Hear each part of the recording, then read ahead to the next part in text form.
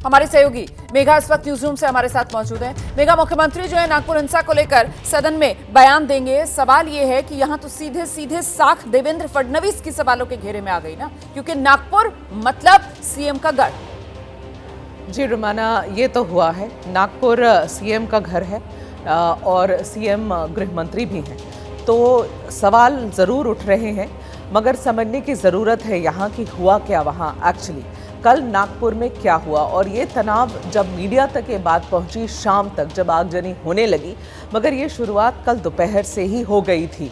और ये कल जब पूरे महाराष्ट्र के अंदर रुमाना, पूरे महाराष्ट्र में हर ज़िले में वीएचपी और बजरंग दल अपने आवेदन लेकर जा रहे थे कलेक्टर के पास, ये बोलने के लिए कि औरंगजेब की कब्र खुदनी चाहिए, उसे हटा देना चाहिए। हर जगह पुलिस की बंदोबस्त काफ़ी थी।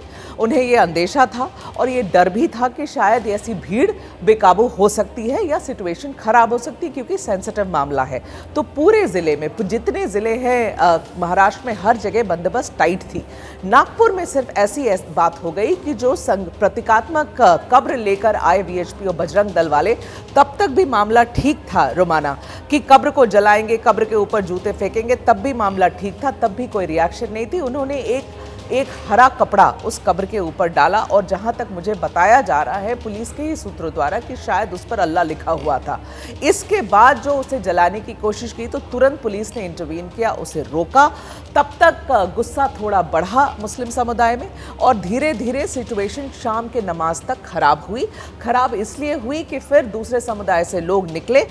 जैसे अभी मैं पूछ भी रही थी पुलिस वालों से, जो वरिष्ठ अधिकारी हैं उन सबसे मैं पूछ रही थी कि आपने अरेस्ट कहाँ से किया है, कितने लोग हैं।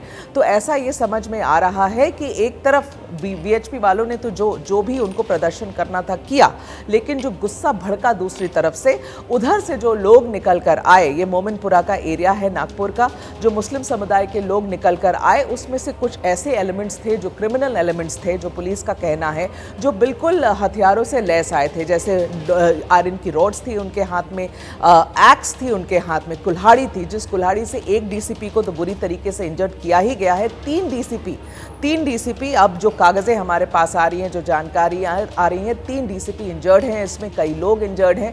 पर जिन लोगों को हिरासत में लिया गया है, ऐसा पुलिस का कहना है कि वो दूसरे समुदाय से जब वो गुस्सा दिखाने के लिए निकले तो ये सारी चीज़ों के साथ निकले और फिर उन्होंने हमला बोल दिया। और जैसे हमारे सहयोगी दिखा रहे हैं, थोड़ी प्रिसिशन प्लानिंग के साथ आए थे। वैसे पुलिस का ये मानना है कि ये इंस्टेंट प्रोवोकेशन है और उसकी वजह से ये हुआ है, लेकिन जो चीज़ें अब बाहर आ रही है उसमें लगता है कि इंस्टेंट प्रोवोकेशन के साथ में थोड़ी पहली प्री प्लानिंग भी थी।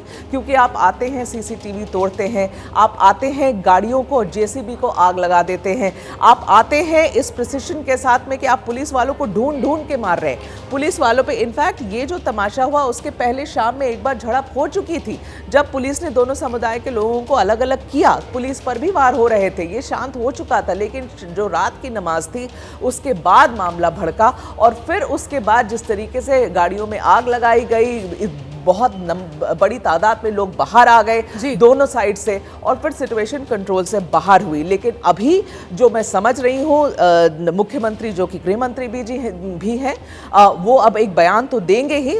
मेरी भी बात हुई है उनसे सुबह, उन्होंने कहा थोड़ा और इंतजार करिए, ये लोग सारी जानकारी इकट्ठा कर रहे हैं कि कौन है ये लोग। एक इंस्टेंट प्रोवोकेशन समझ में आता है रुमाना, लेकिन ये भी लग रहा है कि थोड़ी इसमें प्लानिंग पहले से ही थी। वो तैयार थे कि ऐसा कुछ होगा तो शायद रिएक्शन ऐसी दी जाएगी। लेकिन सवाल यह भी उठता है कि बजरंग दल ने इस तरीके से, सांकेतिक तरीके से जब औरंगजेब की कब्र पर आग लगाने की कोशिश करी तो ये हरा कपड़ा की क्या जरूरत थी, हरा कपड़ा लगाने की क्या जरूरत थी, उस पर अल्लाह लिखने की क्या जरूरत थी। सवाल इस पर भी उठ रहे हैं और ऑफ कोर्स सवाल लॉ एंड ऑर्डर पे उठ रहे हैं। मगर जिस तरीके से अभी बयान वैभव परब ने अमोल काले का लिया, शुरुआत अबू आजमी ने की छावा मूवी से, आगे बढ़ गई। लौटूंगी आपके पास, मृत्युंजय के पास हम दर्शकों को लेकर चलेंगे। मृत्युंजय, यहाँ पर सीधे सीधे कटघरे में अब पुलिस प्रशासन खड़ा होता हुआ नजर आ रहा है। जिस तरीके से वो पूरी क्रोनोलॉजी जिसका अभी मेघा ने जिक्र किया, और वो क्रोनोलॉजी इस तरीके से कि साहब कल दिन में प्रदर्शन हो रहे थे यहाँ नागपुर में, किस तरीके से जो हिंदू संगठन है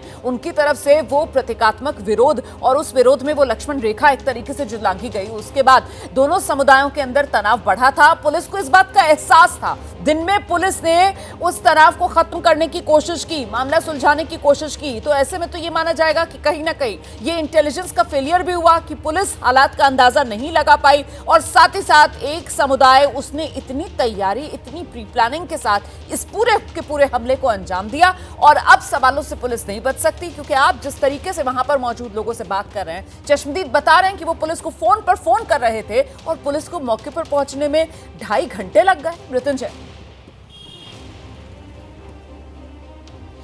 देखिए, निश्चित तौर पर अगर ऐसी कोई घटना होती है और इतने व्यापक तौर पर ये घटना होती है तो कहीं ना कहीं सवाल तो उठते हैं कि कहीं ना कहीं इंटेलिजेंस फेलियर है, पहला।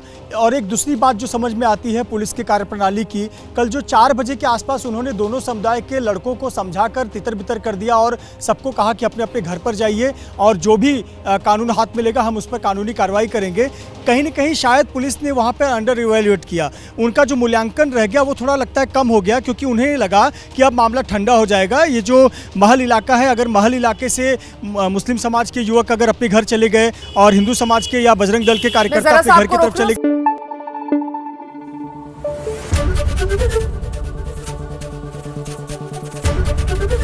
एबीपी न्यूज आपको रखे आगे।